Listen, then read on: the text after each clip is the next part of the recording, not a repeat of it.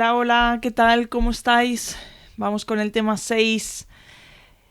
Ya no queda nada para exámenes. A mí me están empezando a entrar un poco los agobios. Dejadme con un emoji cómo lo estáis llevando. Si lo estáis llevando bien, déjame un emoji ahí con cara feliz. Si estáis agobiados, dejadme ahí algún emoji en comentarios para ver cómo lo estáis llevando vosotros. Bueno, estos temas los voy a grabar por emoción, es decir, el tema 6 en este caso va a tener 3 partes. Por un lado voy a grabar la alegría, luego la tristeza y luego la ira, para que luego a la hora de estudiarlo sea un poquito más sencillo. Ya sabéis que todos siguen la misma estructura, así que bueno, simplemente es tener en cuenta las características que tienen cada uno, ¿vale? Así que nada, bueno, primero de todo voy a leer la introducción y luego ya sí empezamos con la emoción de alegría. Así que, venga, empezamos. Introducción.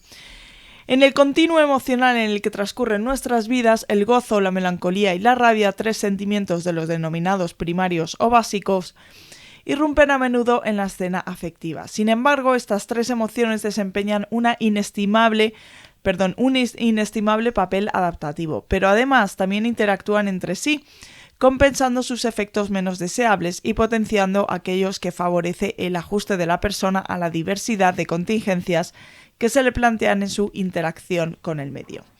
Este capítulo nos vamos a centrar en el análisis del proceso emocional del que se derivan estos 3 afectos, que ya sabemos cuáles son, ¿vale? Así que empezamos con el punto 2, emoción de alegría. Los últimos años han sido testigo de un creciente interés por el estudio de las denominadas emociones positivas. En general, en el área de las emociones positivas no existe una categorización tan definida como en el de las emociones negativas. Vamos con el punto 2.1, definición. La alegría es el sentimiento positivo que surge cuando la persona experimenta una atenuación, y esto ha entrado varias veces en examen, cuando la persona experimenta una atenuación en su estado de malestar, cuando consigue alguna meta o objetivo deseado, cuyo logro no necesariamente tiene que ser esperado, puede ser también puede tener también un cariz inopinado. O cuando tenemos una experiencia estética, por ejemplo, la visión de un rostro agraciado o la contemplación de una bella escultura. Por lo común, la alegría es una experiencia emocional de duración breve. Esta emoción se incluye en una estructura categorial amplia, en la que se aglutinan diferentes emociones positivas, y que ha sido identificada por algunos autores con la denominación de emociones de bienestar. Sus manifestaciones específicas vendrán determinadas por el grado de deseabilidad del acontecimiento desencadenante y por una serie de factores globales. Entre estos últimos se incluyen la realidad del acontecimiento desencadenante, por ejemplo, imaginar que uno aprobará el curso tras haber realizado un esfuerzo intenso, genera una reacción de alegría mayor que fantasear con hacernos ricos jugando a las quinielas. Por otro lado, la proximidad psicológica del acontecimiento, agente u objeto que produce la emoción. Por ejemplo, en una escalada complicada, con supongamos 3 campos antes de hacer cima, el hecho real e inmediato de alcanzar el campo 2 genera más alegría que la posibilidad futura de conquistar la cumbre. Otra cosa, cualidad de inesperado. En general, los eventos agradables inesperados se evalúan más positivamente que los esperados. Y por último, el nivel de activación o excitación fisiológica previo. Cuando experimentamos esta activación como parte de la reacción que tenemos ante una situación inductora de la emoción, la intensidad del estado emocional subsiguiente puede verse intensificada. El interjuego de estas variables determinará la intensidad del sentimiento de alegría y de sus formas específicas. Vamos con el punto 2.2, características. Y empezamos con el 2.2.1, desencadenantes de la alegría. Como acabamos de comentar en el epígrafe anterior, desde un enfoque cognitivo se considera que la emoción de alegría surge cuando la persona evalúa el objeto o acontecimiento como favorable a la consecución de sus metas particulares, que será tanto más intenso cuanto mayor sea el grado en el que el acontecimiento resulta deseable. Esto que leo a continuación ha entrado varias veces en examen. De acuerdo con esta concepción cognitiva, podríamos clasificar en dos apartados los desencadenantes de esta emoción. Por una parte, aquellos que atenúan o eliminan contingencias negativas. Se incluyen aquí circunstancias tales como el alivio del dolor físico, por ejemplo, un paciente que tenga cáncer, la disponibilidad de alimento o bebida tras un tiempo sin estar sin comer o beber, ¿no? Y, por ejemplo, una víctima de hambruna y la posibilidad de tener contactos sociales. En el otro apartado se encontrarían aquellos desencadenantes relacionados con la ocurrencia de acontecimientos positivos. Esta categoría engloba circunstancias tales como la estimulación placentera, por ejemplo, ser acariciado, concertar una cita amorosa, ganar un premio de lotería, ser apreciado o estimado por otros. Ambos tipos de desencadenantes pueden generar sentimientos de alegría aun cuando quien los sufre es otra persona. De este modo podemos sentirnos contentos por los logros de otros. De modo similar, aunque es éticamente cuestionable, podemos sentirnos alegrados también por la desventura del otro. Es decir, cuando al otro le va mal, pues a veces nos alegramos, ¿no? Que evidentemente pues a esta persona pues no le profesamos ningún afecto, ¿no? Vale, siguiente párrafo que leo a continuación ha entrado varias veces en examen. Por último estaría la alegría hilarante, que es aquella que cursa con sonrisas, risas o carcajadas. Posee unos desencadenantes peculiares. Así, la exposición a situaciones cómicas o chocantes, por ejemplo, los chistes, las bromas, las anécdotas graciosas o todo este tipo de cosas, determina el tipo de estimulación táctil, por ejemplo, o determinado tipo de estimulación táctil, como por ejemplo las cosquillas, actúan como un potente activador de este tipo de emoción. Pero también la contemplación de otros que se hallan bajo tal estado emocional, el uso de determinadas sustancias químicas, por ejemplo, el óxido nitroso o el gas de la risa, o incluso la transgresión de determinadas normas y tabúes. Bueno, pues vamos ahora con los factores moduladores de la alegría. No todo el mundo reacciona ante un chiste con el mismo grado de alegría, ni tampoco a todos nos causa la misma alegría recibir un premio inesperado. Existen personas con una predisposición especial para experimentar o sentir regocijo en situaciones mínimamente inductoras de esta emoción. Otras, en cambio, únicamente se sienten alborozadas.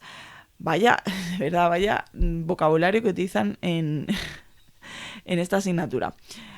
Es que me pierdo, de verdad. Otras, en cambio, únicamente se sienten que se sienten alegres bajo circunstancias extremadamente chocantes. Y todavía hay otras que ya es patológico, que son incapaces de sentir o expresar no solo esta emoción, sino cualquier tipo de afecto, ya sea positivo o negativo, ¿vale?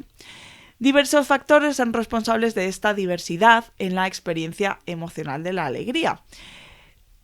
Aquí vamos a tratar el efecto modulador que el perfil de personalidad, el uso de fármacos psicoactivos y el contexto social ejercen sobre la alegría. Así que vamos a ver ahora el patrón de personalidad. Y esto que leo a continuación ha entrado alguna vez.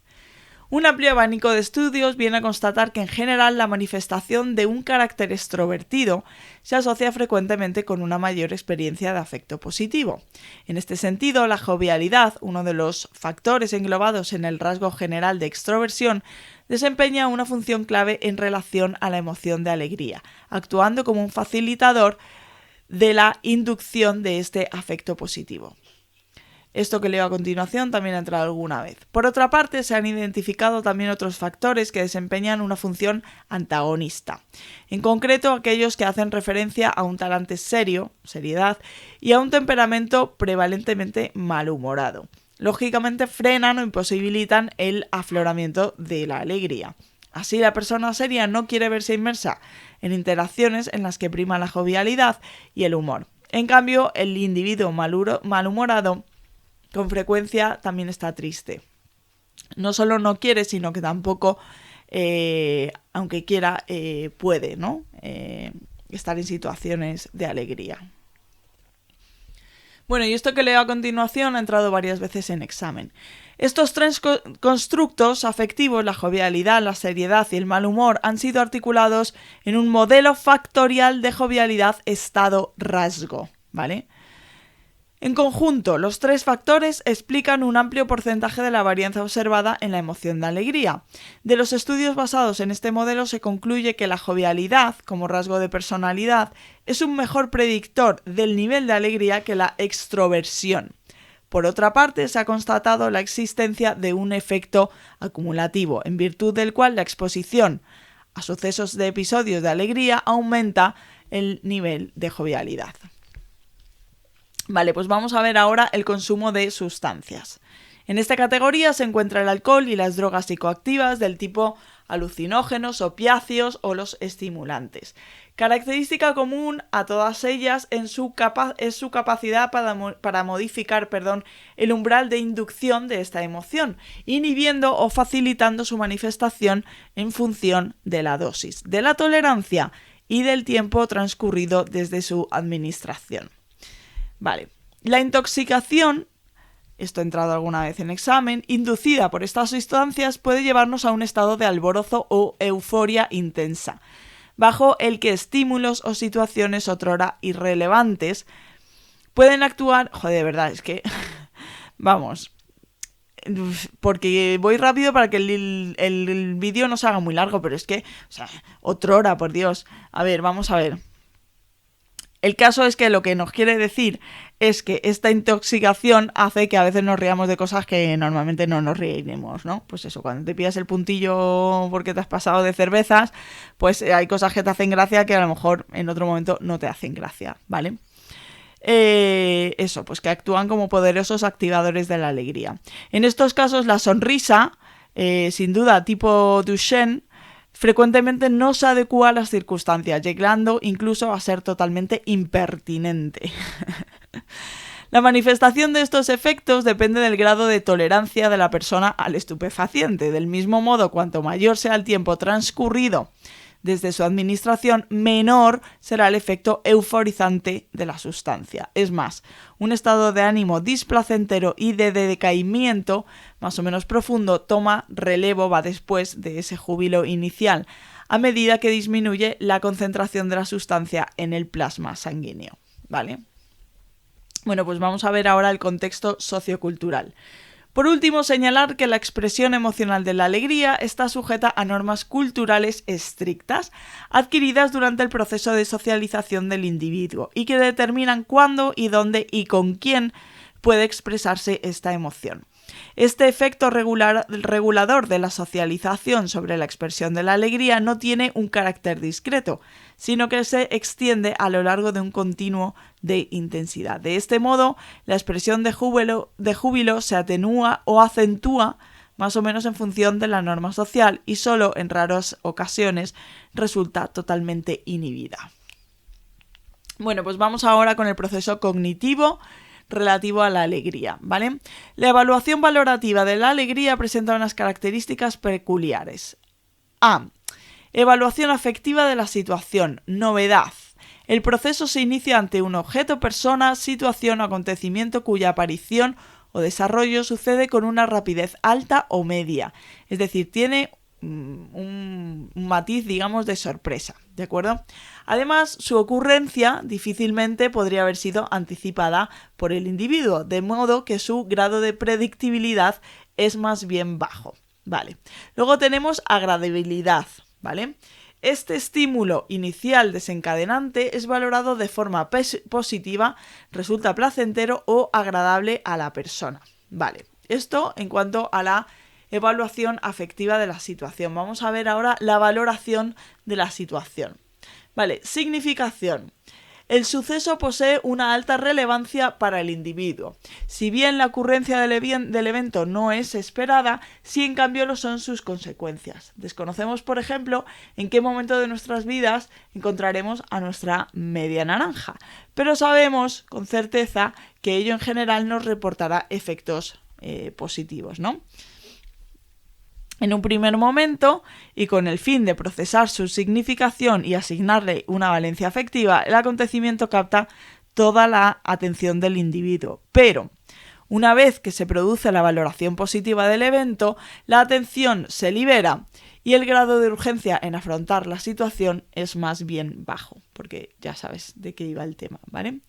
Bueno, afrontamiento. En lo que se refiere a la posibilidad de afrontar la situación, el motivo causante de la misma se entiende que es otra persona o un objeto o una circunstancia, sobre el que el sujeto puede ejercer poco control y al que, dado su cariz agradable, es fácil adaptarse. Vale, venga, normas. La expresión de alegría, aunque es espontánea, está condicionada por el contexto sociocultural en el que tiene lugar el evento. En cualquier caso, la alegría habitualmente surge como un sentimiento desbordante, cuya pujanza hace a veces extremadamente difícil su modulación normativa. Bueno, vamos ahora con las funciones de la alegría. ¿De qué modo contribuye la alegría a la adaptación del individuo al entorno?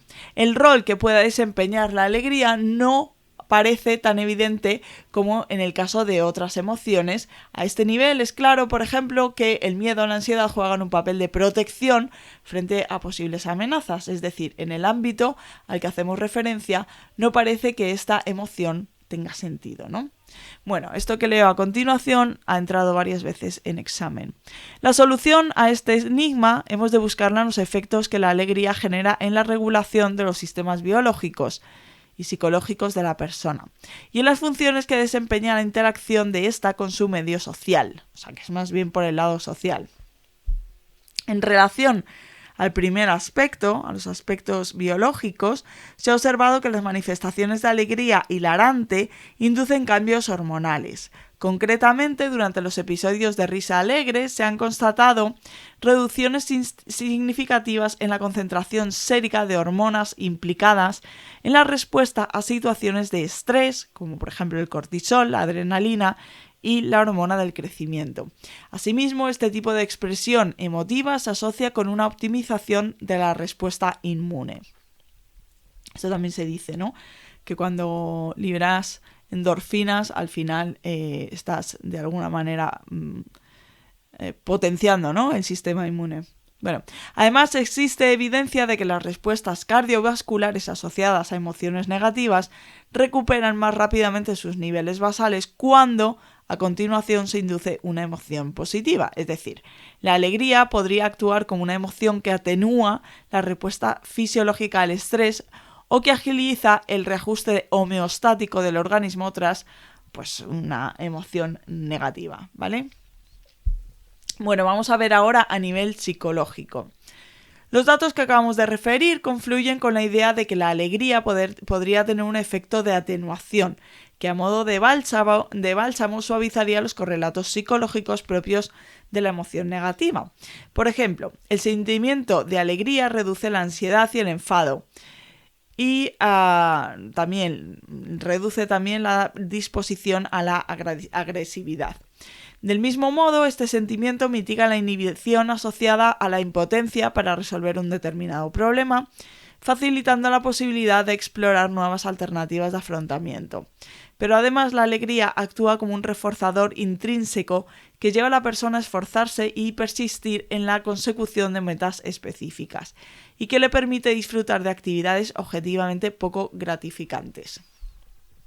Por otra parte, una de las funciones más relevantes en la emoción es aquella que la convierte en un importante factor de regulación de la interacción social. La expresión alegre informa a un eventual interlocutor de nuestra buena disposición para iniciar o mantener una relación interpersonal o comunicativa. Algunos componentes de esta manifestación emocional son aprendidos y están cargados culturalmente. Por ejemplo, la sonrisa fingida, de la que por cierto vamos a hablar mucho en este tema y que yo no lo sabía y a partir de ahora me fijo un montón. Es súper interesante lo de la sonrisa fingida.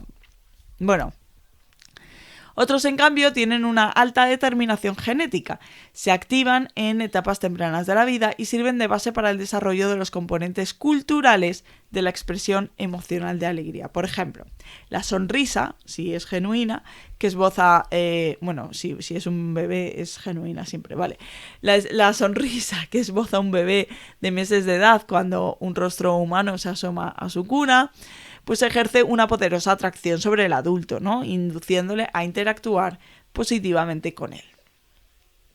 Además, tiene la función facilitadora. La manifestación de alegría desempeña también un papel regulador de la interacción. De este modo, la retirada del gesto risueño, cuando la interacción sobrecarga o desborda la capacidad del niño, es que pone del infante, o sea, vamos a ver, vale, pero no vale.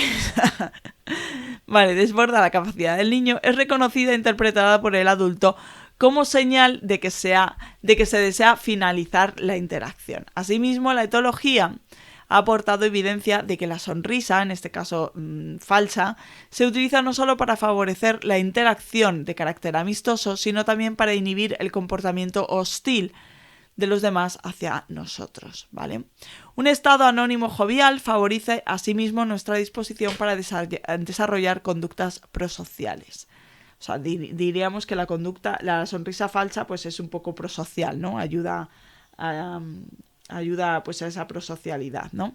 Determinadas características de la situación de ayuda pueden contrarrestar el efecto altruista asociado a un estado de ánimo positivo. Por ejemplo, algunos trabajos han mostrado que la predisposición a ayudar disminuye cuando se anticipa que el hecho de auxiliar, o sea, de ayudar, puede resultar desagradable. Y del mismo modo es improbable que un estado de ánimo positivo aumente la disposición a ayudar cuando ello implica un esfuerzo extraordinario o cuando el receptor del auxilio puede ser un competidor potencial. Venga, vamos con el resumen. En resumen, la alegría beneficia notoriamente el funcionamiento general del organismo, contribuyendo a la regulación de los sistemas biológicos y psicológicos de la persona. Pero además, en el contexto de la interacción social, esta emoción también desempeña diversas funciones de interés. Por una parte, facilita o propicia la relación con otros al informarles de nuestra disposición para iniciar un contacto social, y por otra, una vez establecida la interacción, regula su desarrollo y término. Y por último, la alegría aumenta la disposición de la persona para responder de forma altruista, es decir, prosocial, ¿vale? Bueno, vamos con el punto 2.3, activación de la alegría. La experiencia emocional subjetiva o sentimiento de alegría es experimentada por la persona como una vivencia placentera y de carácter reforzante. Estos sentimientos dan pie a una actitud optimista en el afrontamiento de las vicisitudes que se plantean en la vida cotidiana, favorecen el incremento de la autoestima y de la confianza en las propias capacidades. Este conjunto de experiencias subjetivas ha sido recogido bajo diferentes denominaciones. Así, por ejemplo, los conceptos de autoactualización, egoresiliencia, emocionalidad positiva, autonomía, optimismo aprendido o experiencia de flujo contemplan en grado variable esta clase de sentimientos. Y esto que leo ahora ha entrado alguna vez en examen. Entre ellos, quizá en la experiencia óptima o de flujo sea donde más se halle claramente implicado el componente subjetivo de la alegría. Este concepto describe una clase de vivencias que resultan tan enriquecedoras y gozosas que, aunque objetivamente no reviertan ninguna consecuencia positiva para la persona, merecen la pena en sí mismas. De ahí que se conozca también como vivencias autotélicas o autogratificantes. La implicación en actividades creativas, la música, el deporte, los juegos y los rituales de índole religiosa constituyen algunos ejemplos que, cuando ocurre con relativa frecuencia, conducen a un estado de felicidad. Bueno, vamos a ver ahora el punto 2.3.2, correlatos psicofisiológicos de la alegría. Vale, al igual que ocurre con otras emociones, tampoco en el caso de la alegría se ha podido objetivar un perfil psicofisiológico específico. Los episodios de alegría hilarante afectan a los sistemas fisiológicos siguientes. Primero, actividad respiratoria y musculatura esqueletal. La risa no altera el ritmo respiratorio. Sin embargo, sí induce cambios en el ciclo de inspiración-expiración, determinando una mayor frecuencia expiratoria. De hecho, la razón inspiración-expiración durante la risa es más baja entre las emociones estudiadas. Bueno, vamos con el siguiente punto, actividad cardiovascular. El hecho de esbozar una sonrisa produce una ligera aceleración en la frecuencia cardíaca. Vale, actividad electrodérmica. Se ha observado notorias fluctuaciones en la actividad electrodérmica durante los episodios de hilaridad. Actividad endocrina. Los estudios de los efectos hormonales producidos por la emoción de alegría es un área pendiente aún de investigación, o sea que no tienen ni idea de lo que pasa a nivel hormonal. Y por último, la alegría tiene también otros efectos fisiológicos que nos resultan mucho más familiares. Por ejemplo, durante el acto de reír puede producirse una relajación momentánea del esfínter con la consiguiente expulsión de orina. Del mismo modo, la risa eventualmente puede acompañarse de una secreción más o menos profusa de lágrimas, ¿no? Que es lo que llamamos llorar de la risa. Vale, vamos a ver ahora la expresión facial de la alegría, que esto es lo que comentaba antes, ¿no? Que además lo he visto leyendo otros libros que no son de la carrera, pero sí son de psicología, hacían referencia a esto. Entonces dice: la alegría es una de las emociones más fácilmente identificables en la expresión facial de la persona que manifiesta este afecto positivo. Entonces, vamos a ver cuáles son los tipos de alegría. Vale, la expresión facial pone al tanto a un eventual interlocutor acerca de cuál es nuestro estado emocional. Y esto facilita de modo notable la interacción, pero a la sazón. De verdad, jolín. Pero a la sazón también nos deja emocionalmente desnudos ante el otro. Se distinguen 3 tipos básicos de sonrisa: la sonrisa genuina, la falsa y la enmascaradora, ¿vale? Entonces vamos con la primera, la sonrisa sentida o genuina.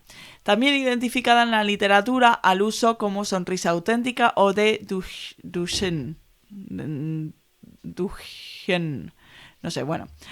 Estas diferentes denominaciones hacen referencia a la sonrisa que acompaña al sentimiento de una emoción positiva. El despliegue de este tipo de sonrisa implica la concentración de los músculos cigomático mayor y de la porción orbital del orbicular del párpado. La acción combinada y bilateral de ambos grupos musculares, es decir, el cigomático y el orbicular, es responsable del estiramiento de los labios, la elevación de las mejillas, propio de las sonrisas que caracteriza la expresión básica de alegría. Bueno, cuando esta sonrisa se esboza en el rostro, lo hace como un indicador fiable de la experiencia emocional subyacente, es decir, el gesto facial confluye con el sentimiento de alegría, ¿vale? La sonrisa falsa o fingida, y esto ha entrado varias veces en examen, ¿vale? Entonces, en este caso, el gesto risueño es un gesto afectivamente vacío. Es decir, sonríes pero no sientes esa felicidad, digamos, ¿no? Que trata de aparentar un sentimiento positivo que realmente no está ocurriendo. Es decir, mediante esta sonrisa simulamos experimentar alegría cuando este sentimiento no está teniendo lugar, ¿vale? Por ejemplo, cuando tratamos de ser corteses con un interlocutor que nos relata un chiste sin gracia, no debe confundirse esta clase de sonrisa con un mero gesto hipócrita. La expresión risueña juega un papel clave en la interacción social y no siempre tiene por qué estar avalada por una emoción positiva. Bueno, no sé si lo cuenta aquí en algún momento. No sé si lo cuenta. Yo creo que ya no. Pero la forma, porque hay muchas veces. Aquí se ve claramente, en esta foto se ve claramente cuál es la falsa, ¿no? Y cuál es la genuina, pero hay veces que no, porque no se trata únicamente de ver cuánto se estira la boca, tendemos a fijarnos más en la boca, ¿no? Pero no se trata de eso, sino se trata de ver si en los ojos hay pliegue o no hay pliegue. O sea, ahí está el punto, ¿no? Entonces, aquí el flaco no está teniendo pliegue en los ojos, en cambio el gordo sí. Por lo tanto, la del gordo es genuina y la del flaco no lo es, ¿vale?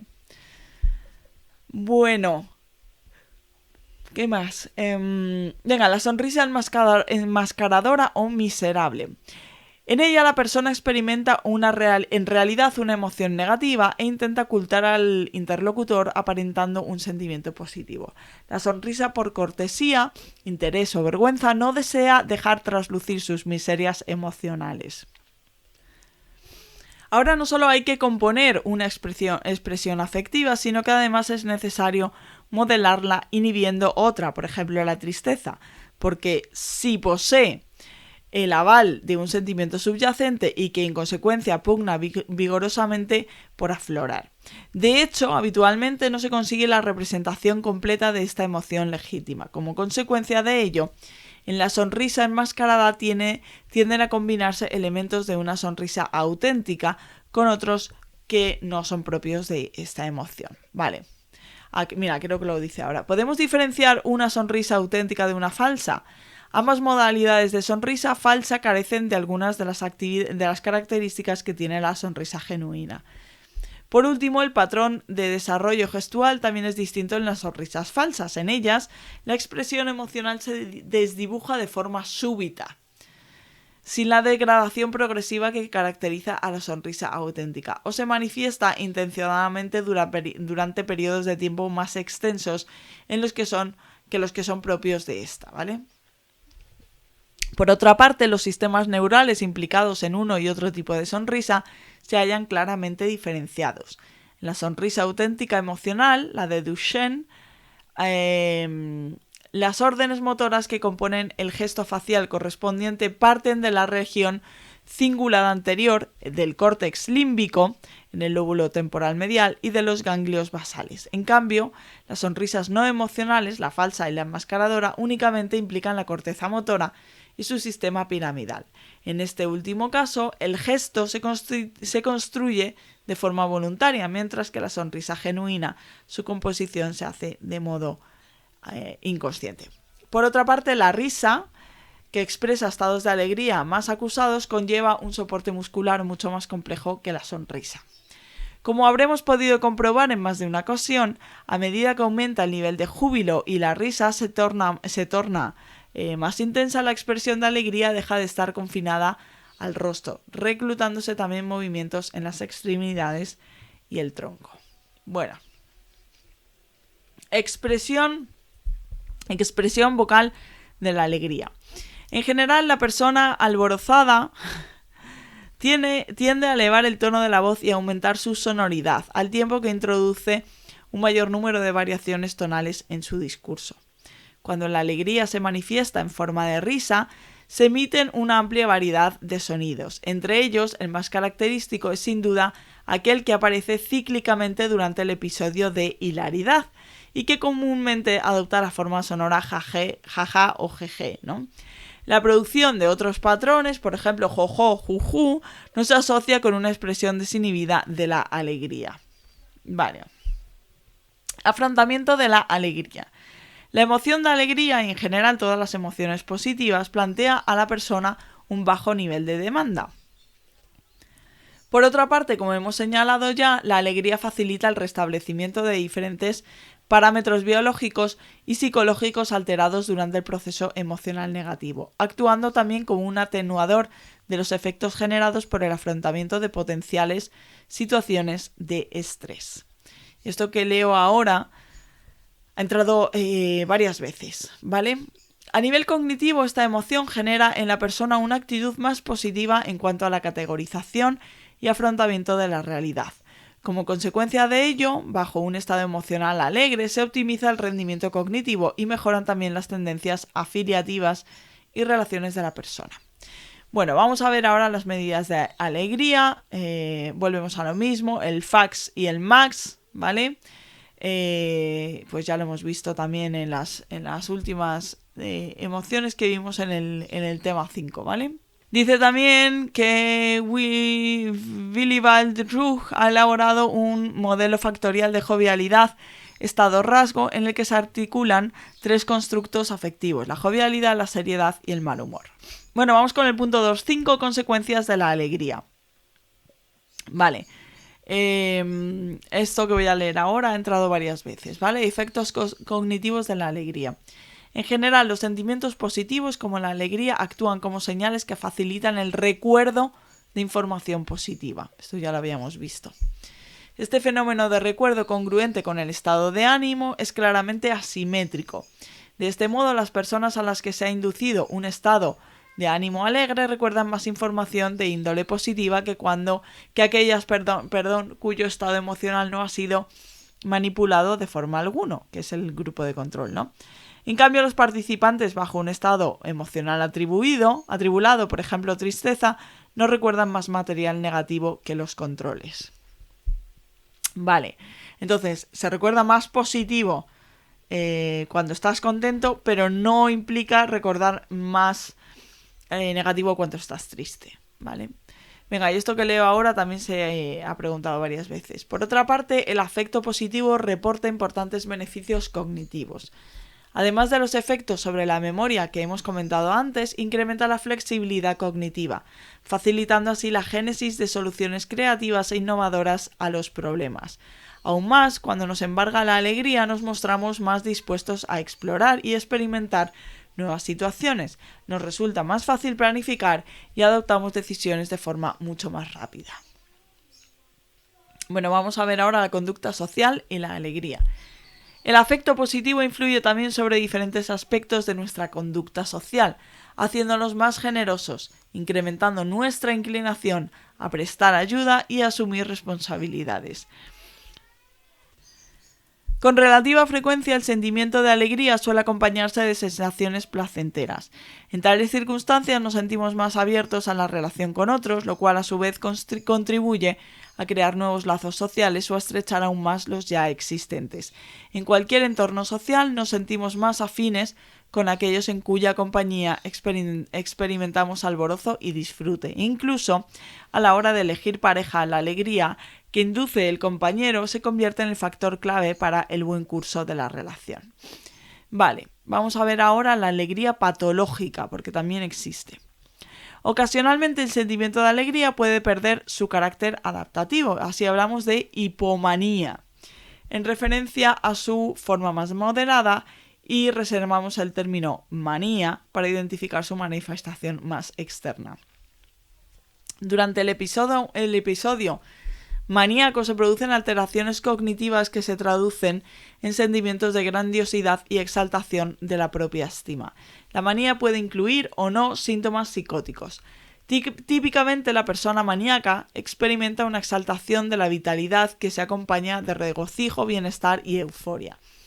Este estado se manifiesta en una reducción de la necesidad de sueño, duerme 3 o 4 horas, y en la marcada hiperactividad. La hiperactividad a menudo adopta la forma de promiscuidad sexual, compromiso político excesivo o preocupación religiosa vehemente. Asimismo, la combinación de juicio social defectuoso y sensación de grandeza puede dar lugar a despilfarros, pésimas decisiones financieras o a una conducta peligrosa. Con relativa frecuencia, el humor eufórico de estas personas se convierte en irritabilidad, hostilidad y agresividad. Bajo este estado, el paciente insulta, critica abiertamente y agrede a los demás, con tal desprecio de las normas sociales. Esta labilidad afectiva que cambia también deriva a menudo hacia ciertos estados depresivos, cuya alternancia con el estatus hipomaníaco y maníaco da lugar a cuadros psicopatológicos del tipo trastorno bipolar y ciclotimia. Bueno, y aquí dejo este vídeo, ¿vale? Lo siguiente va a ser la emoción de tristeza y bueno, pues espero vuestros emojis, a ver cómo lleváis la asignatura y nos vemos, como digo, en el próximo vídeo. ¡Ánimo a todos! ¡Chao!